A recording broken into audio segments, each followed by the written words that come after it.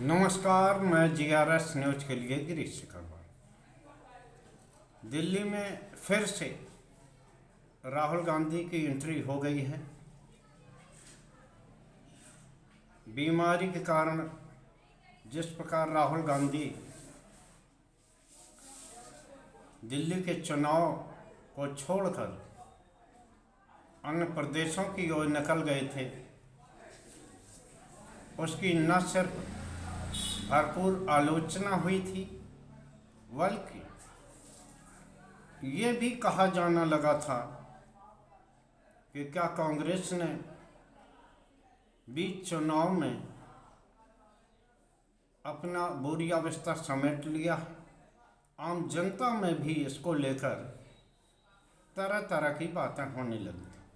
कल राहुल गांधी ने ओखला में एक बड़ी जनसभा को संबोधित किया।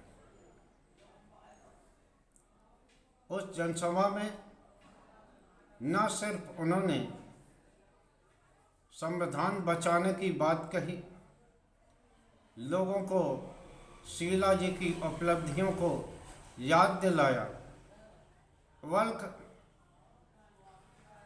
दिल्ली शराब घोटाला और शीश महल को लेकर भी उन्होंने आम आदमी पार्टी को घेरा। राहुल गांधी कहते कहते यहाँ तक कह गए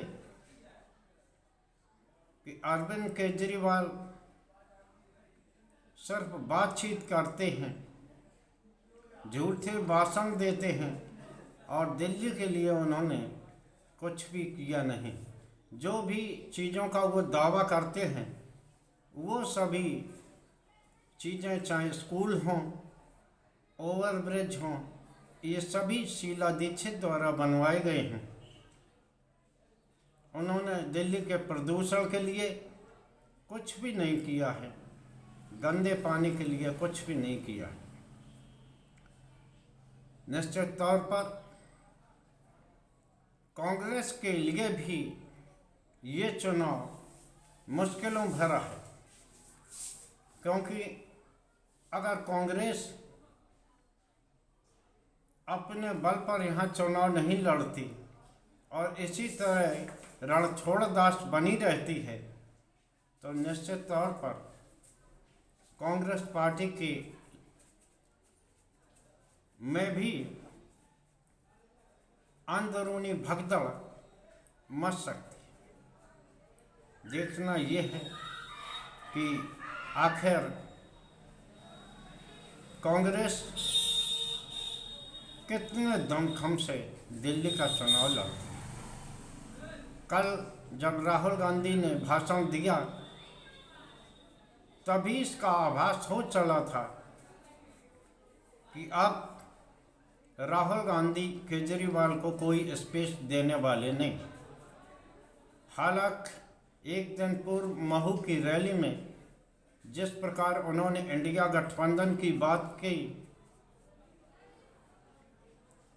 तो ऐसा लगा था कि दिल्ली में भी वो इंडिया गठबंधन को मजबूत बनाने की कोशिश कर रहे हैं। लिहाजा वो उनका जो दिल्ली में चुनाव होगा सिर्फ सांकेतिक होगा, लेकिन राहुल गांधी का ये भाषण ये दिखाने के लिए पर्याप्त है कि अब जो भी होगा खुले मंच पर होगा और आर पार होगा। उधर केजरीवाल ने भी अपने पक्ष में अखिलेश यादव और ममता बनर्जी की पार्टी तृणमूल कांग्रेस के पूर्व केंद्रीय मंत्री और सांसद शत्रुघ्न सिन्हा, उनकी रैली कराने की योजना आम आदमी पार्टी बना रही। नरेटिव ये सेट करना है कि भले ही कांग्रेस मजबूरी बस उनके खिलाफ चुनाव लड़ रही हो, लेकिन इंडिया गठबंधन के साथी उनके साथ हैं। लेकिन ये दांव कितना चलेगा, क्योंकि जब लोकसभा चुनाव के दौरान ही जिस प्रकार पंजाब में अलग अलग चुनाव हुआ, हरियाणा आदि में अलग चुनाव हुआ, महाराष्ट्र में अलग अलग दल लड़ने गए, जम्मू कश्मीर में अलग अलग दल लड़ने गए, जो कि सभी इंडिया गठबंधन के साथी थे। यहाँ तक कि अरविंद केजरीवाल का दल आम आदमी पार्टी भी इन प्रदेशों में इंडिया गठबंधन को ताक पर रखकर और अलग अलग लड़ने के लिए गया। कांग्रेस के सामने मजबूरी ये है कि अगर वो इसी प्रकार क्षेत्रीय दलों के दबाव में आकर चुनाव से बाहर होती रही तो निश्चित तौर पर न सिर्फ उसका जनाधार सिकुड़ेगा, बल्कि उसके सामने जो उसका संगठन अभी लुंजपूर्ण स्थिति में है और भी ज़्यादा बुरी स्थिति में हो जाएगा और उसका संभवतः कोई नाम लेवा भी नहीं बचेगा। क्योंकि लोकतंत्र में चुनाव लड़ना तो महत्वपूर्ण है, बल्कि जीतना भी अति महत्वपूर्ण है। भारतीय जनता पार्टी भी इसी को लेकर दिल्ली में अपनी पूरी ताकत लगा रही है। जैसे ही राहुल गांधी ने ये बात भी कही कि मैं प्रधानमंत्री से नहीं डरता, लेकिन केजरीवाल प्रधानमंत्री से डरते हैं। केजरीवाल का भी पलटवार आया और उन्होंने भी कहा, ये सभी लोग जानते हैं कि कायर कौन है। तो ये बयान ये दिखाते हैं कि अब दिल्ली में जो भी होगा आर पार होगा और कांग्रेस भी अब मजबूती से लड़ती हुई दिखेगी। आखिर यहाँ प्रश्न एक उठेगा कि आखिर राहुल, जो कि एक तरह से बीमारी का बहाना लेकर चुनावी मैदान से बाहर ही हो गए थे, अब उन्हें आखिर ज़रूरत क्या पड़ी कि वापस उन्होंने अपनी पार्टी को लेकर चुनाव में वापसी की है। इसका भी कारण केजरीवाल ही है। केजरीवाल ने कांग्रेस को विवश कर दिया कि वो आए और न सिर्फ दिल्ली में प्रचार करें, बल्कि उनके खिलाफ धारदार भाषण भी हों। क्योंकि जब वो महू में रैली को संबोधित कर रहे थे तो केजरीवाल ने अपनी जनसभाओं में कांग्रेस के भ्रष्टाचार पर चर्चा करना शुरू कर दिया और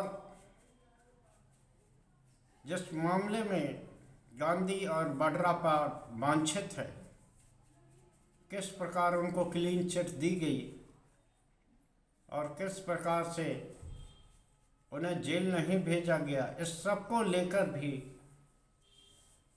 केजरीवाल ने कांग्रेस पार्टी को माफ करिए घेरा।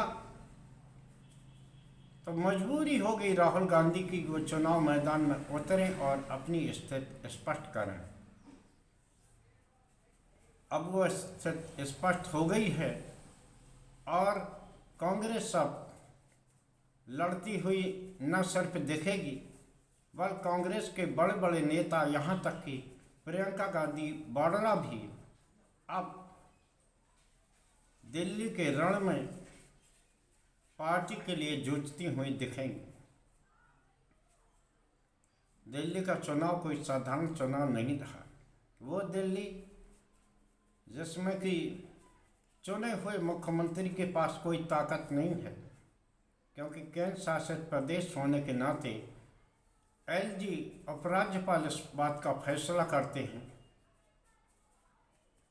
लेकिन दिल्ली का नैरेटिव जो है वो बहुत दूर तक जाता है। आखिर दिल्ली देश की राजधानी है, तो लिहाजा तीनों दल, चाहे वो भारतीय जनता पार्टी जो 27 सालों से वनवास की स्थिति में है, कांग्रेस जो लगातार 2-3 चुनावों से जिसके हाथ में पल्ले में कुछ नहीं आ रहा है, और आम आदमी पार्टी जिसके खिलाफ जो पहले कभी आम आदमियों की बात करती थी, किस तरह उन्होंने शराब का घोटाला किया, किस तरह उन्होंने शीश महल बनाया, इसको लेकर जनता में भी अब सवाल खड़े होने लगे हैं आम आदमी पार्टी के प्रति। देखना यह है कि दिल्ली की आम जनता इस चुनावी शोर शराबे में आखिर किसका साथ देती है। लेकिन अब ये तय हो गया है कि कांग्रेस आम आदमी पार्टी को शराब घोटाले, शीश महल आदि पर कोई भी छूट देने वाली नहीं है। आज के ब्लॉग में बस इतना ही। जय हिंद, जय भारत।